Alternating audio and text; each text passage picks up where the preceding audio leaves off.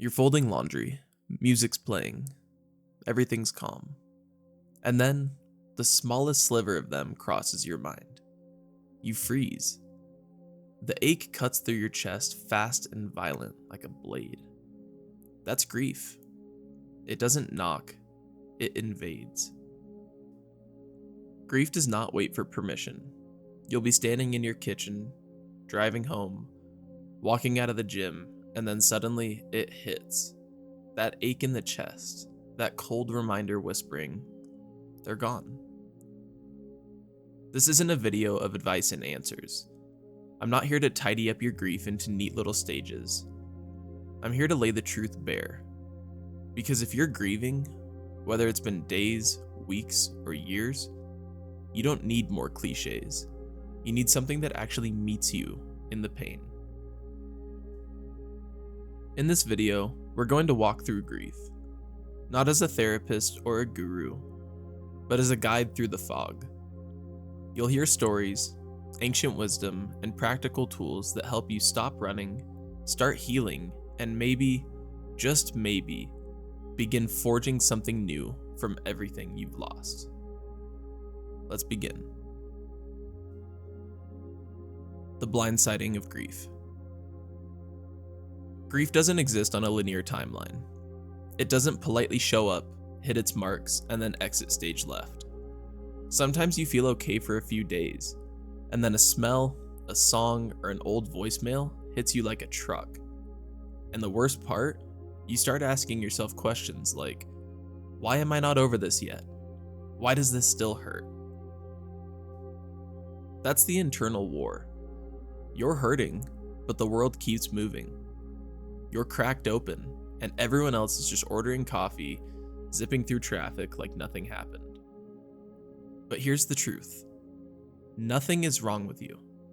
You're not behind, you're not broken, you're just in it. Grief is not clean. It's the price you pay for real love. And the bigger the love, the messier the receipt. In Stoic philosophy, we are taught that we shouldn't resist the pain, but we should become familiar with it. Epictetus was born into slavery and later exiled. He didn't see his misfortunes as punishments, but as part of the natural order. He believed that suffering reveals the strength of our character.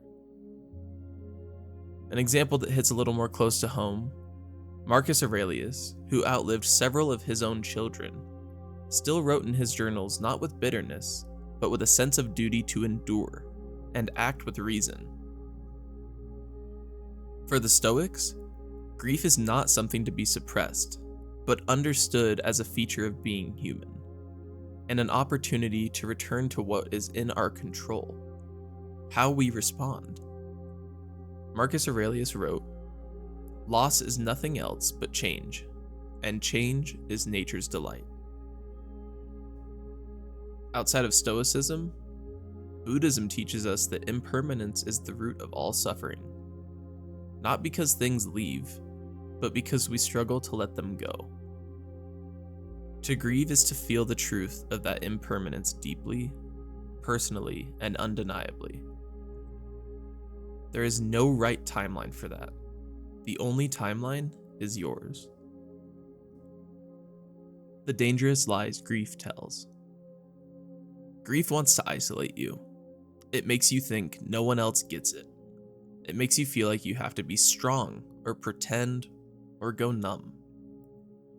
And you'll try to escape it, because that's what we're wired to do. Some people throw themselves into their work. Some run into relationships.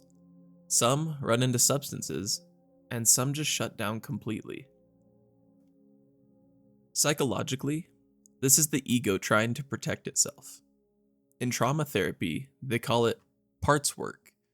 Your mind creates a version of you that handles the pain by walling it off, putting it somewhere else. But grief stored away is grief weaponized. It leaks. None of these things make the grief go away. They just bury it deeper and deeper, and eventually, it surfaces anyway. Only now, it's sharper, colder, forged by the depth, and so much harder to face. Here's the shift. You don't heal by escaping it. You heal by witnessing it, letting it pass through you instead of trying to contain it. Feel it, name it, let it suck, and then take the next step anyway. In Taoism, the Tao is the way. Not a destination, not a fix, just the path. One of the most well-known Taoist parables tells us of a farmer whose horse runs away. His neighbors say, "What bad luck?" But the farmer simply replies, "Maybe so, maybe not. We'll see." Days later, the horse returns with more horses from the wild. And then his son breaks his leg trying to tame one. And then the army comes to conscript young men, but passes his son by. Through each of these instances, the farmer gives the same reply. Maybe so, maybe not. We'll see. The lesson is clear. Don't cling to judgments about good or bad. Just follow the way. Grief, like that story, changes shape over time. It isn't a punishment or a blessing. It's just the next part of your path. Let it flow. Grief, like water, needs to flow. When you dam it up, it becomes stagnation. But when you let it move, even if it hurts, it begins to shape something new within you. How we forge meaning from pain. This is where things turn, because grief isn't just pain, it's potential. It's the part of your story where you get to decide what to do with everything you've lost. Will you let this destroy you?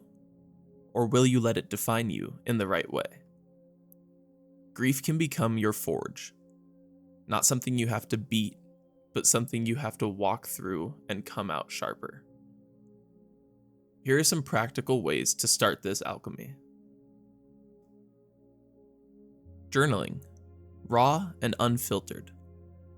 Not to analyze, just to get it out of your system. Set a timer, write without stopping, and let the emotion move from your mind to the page. No grammar, no structure. You don't have to stay within your margins, just write the truth. Next comes movement. Lifting, walking, running. Turn emotional weight into physical energy.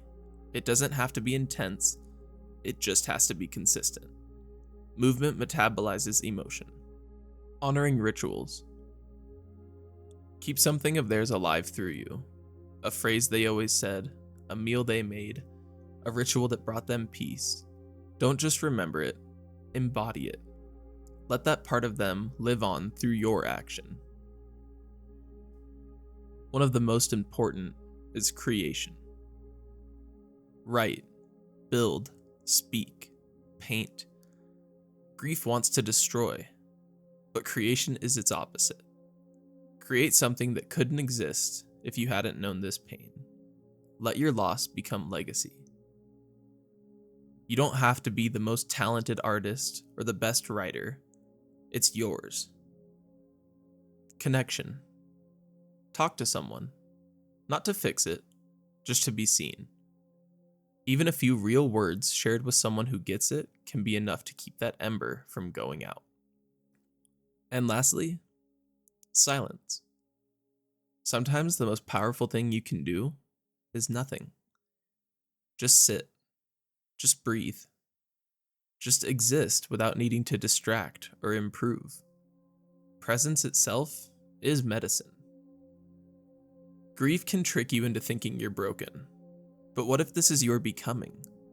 What if this is the moment you stop running and start rebuilding?